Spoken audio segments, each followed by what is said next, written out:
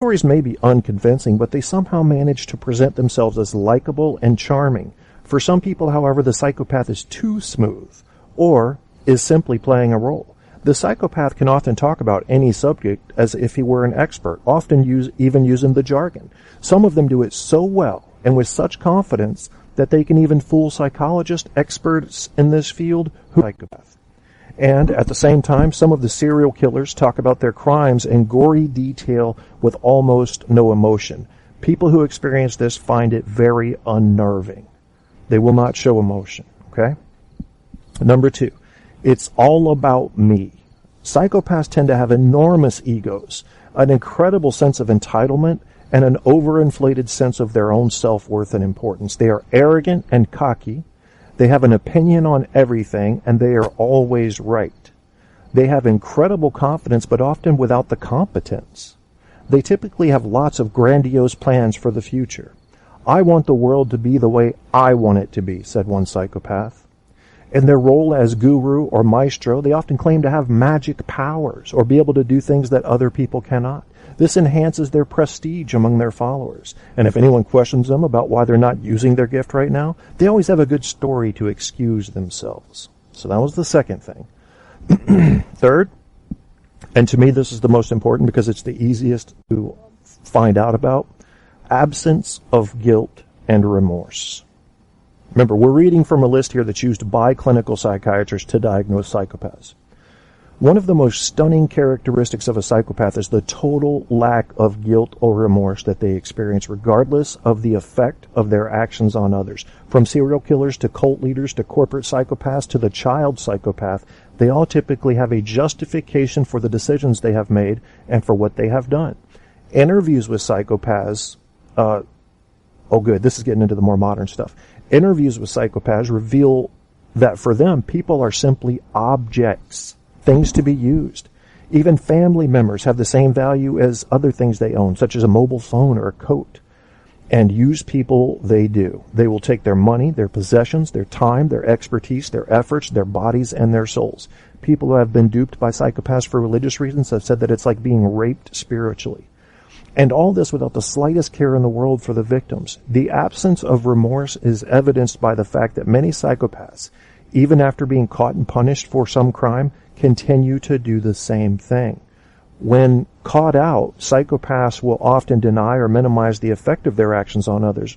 In fact, they typically make out that they are the victim, and they can play the victim role very well. For them, it's simply another one of the masks that they present to the world. The next one is going to be lack of empathy. Another one of the important characteristics of a psychopath, inability to understand what other people are feeling or experiencing. They don't know what it's like to be in somebody else's shoes. And I know you guys know I preach that all the time. Take a walk in somebody else's shoes, when it comes to racism or sexism or religious intolerance. This is something you need to be able to do. But a psychopath cannot do this. It's not that they, there are many things they can do. This is something they can't do. Understand what it might be like to be another human.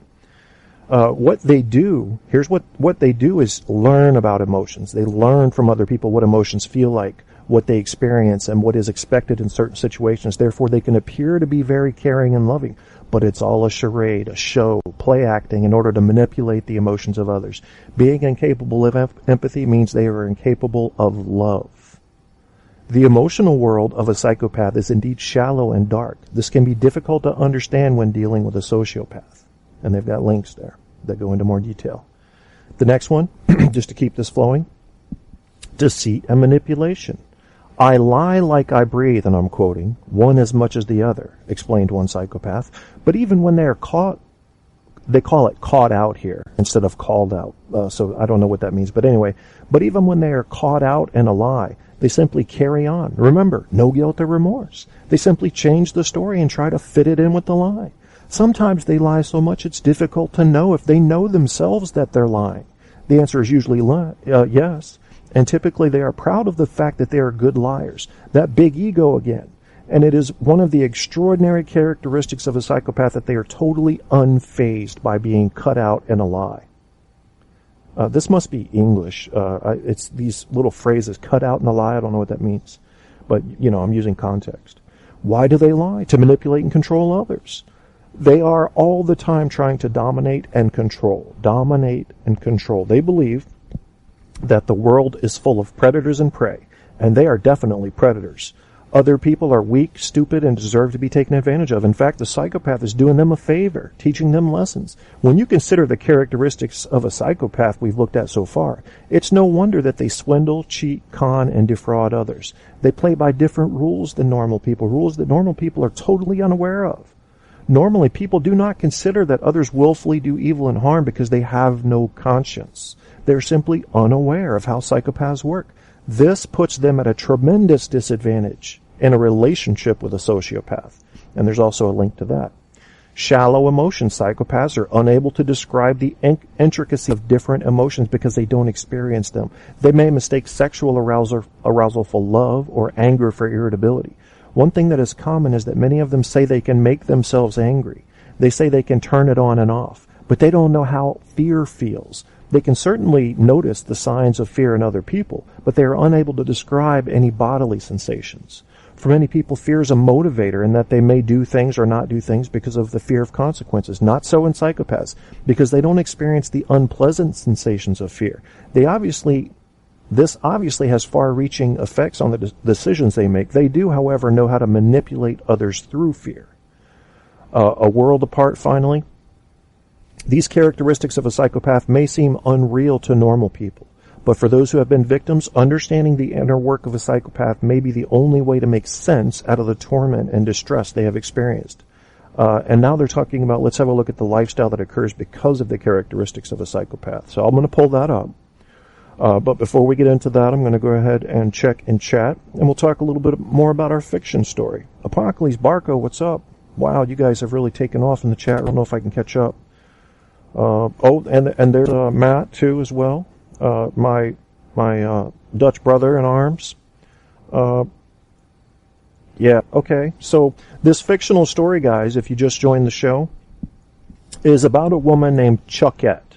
Her name's Chuckette, and she was involved in a divorce. Long story short, she's pissed off and has been pissed off for 10 or 12 years that her ex-husband pretty much exposed everything about her in this divorce, and she can't get over that. It's something that she continues to strike out on these crusades to destroy his life in any way she can. And most recently, she's even dipped so low, this fictional woman, as to call him a fugitive or felon, and which is really ironic when you consider that just tonight, in this fictional story, she had the police come to warn this fugitive and felon that he may be about to violate a court order. Now think about that. So there's the police at this ex-husband's door, and they know who he is. They've looked him up, but they're not trying to bring him in. Does that really sound like a fugitive to you at all? No? Well, in the mind of a psychopath, and in the mind of this particular fictitious character named Chuckette, that doesn't click. She doesn't understand that you can't go on your social media and say somebody's a fugitive, but then not include the fact that you had the law go deliver him a warning tonight and the law didn't arrest him. Because fugitives get arrested and brought in. Yeah, it's the craziest thing. Barko, Kevin, for being too damn handsome that you can be out in public during daylight hours. That may be right, Barko. No, I'm not as handsome as I was. I used to be crazy handsome. Now I'm just like a guy, you know. Now I'm just like a guy. You know, I've got bad posture because of my back. I'm not, you know, it's a long way to fall, I'll tell you that. Dames be fickle. Yeah, which is another way to say bitches do be hating. So anyway, this fictitious woman, let's talk about some of the things she's done. God, there's so many. What are the most interesting ones you'll find to you? Well, first, she cheated on her ex-husband. Now remember, she was marrying her fourth husband before the age of 30. So you can do some math there, right? Do you think it was all the guy's fault? She just happened to get 4 bad guys in a row? Or should we be looking at her some? I don't know. Yeah, I told you my felony, KAK. What's yours? That's the thing. I've never committed a felony. Never. Google the fuck out of that. In a way, your felony, Barko, is kind of admirable. You have the Neo in Matrix. You have the Neo felony. I don't have one. I never committed one. So, I don't know. But apparently I'm a felon, because that's what she wants people to believe. In a way, I wish I had. Yeah, you can have her number and Facebook. I'm not allowed to talk about her on the internet, but I know a guy named Apocales who might be able to hook you up, Barko, and he also, consequently, happens to be in the chat room. Yeah, this fictitious character, Chuckette, she'll do anybody. You come along with a swinging dick, she's in with it. She's down with that. Yeah, I didn't know that when I wrote her character. And this guy that married her certainly didn't know that, but he found out. Yeah, help yourself, man. She's like a female buffet. You just go eat. You just pay the cover and don't leave till you're ready to leave. Yeah, this fictitious character. You're a targeted individual as well. Why is that, Matt? Who's targeting you? Does she have herpes or other STDs? I'll assume she does. That way I don't have to disclose my STDs. Okay. I would say don't disclose anything. If you want to get in touch with this fictitious character and get together with her, don't tell her if you've got let's say every morning at 3 a.m., you've got a grenade that goes off in your ass and you shit on everything. I wouldn't disclose that either. Just do it. Just go get comfortable in her bed. Make sure to aim at her face, aim your ass at her face at about 2:59 a.m. And then kaplooey! It's the pooey! Hey Andrew, my friend from Australia now in there. I have no STDs for what it's worth. Who you trying to impress, man? It's all guys in here right now. Anyway, so this fictitious character named Chuckette, she's done some things. Now, what would you think about a woman who had a 6-month-old baby and the baby had been crying in the back of the car? 6-month-old babies, they'll do that. They've been known to cry. You don't always know why. Now, what would you do if you had married this woman and she brought this 6-month-old baby upstairs and she said, and I'll quote, "Take this fucking baby before I throw her through the fucking wall"?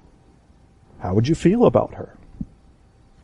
Well, this fictitious character, she did that. Yeah, and the fiction story, the fictitious story I'm telling you, she did that. One of many things like that. Sure did. What else?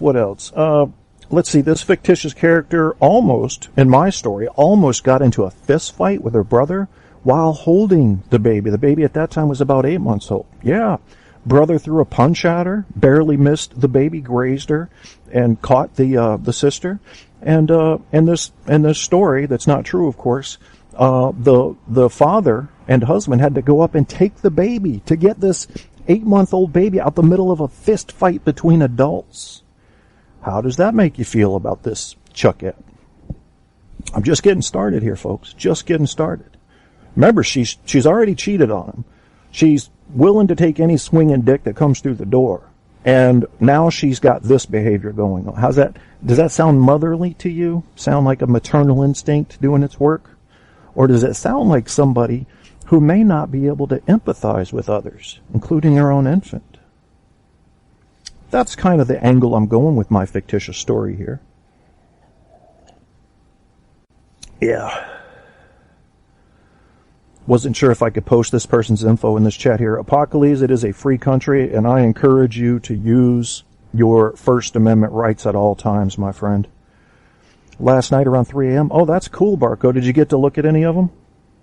Barko ordered my paperback books, which I appreciate because I get a couple bucks from that when somebody does that. And hopefully they're not too dinky, but if you want to send them to me, I'll give my mailing address. Of course, I'll sign all those for you. And the Onion article. Okay, yeah. Well, I like that one. Good.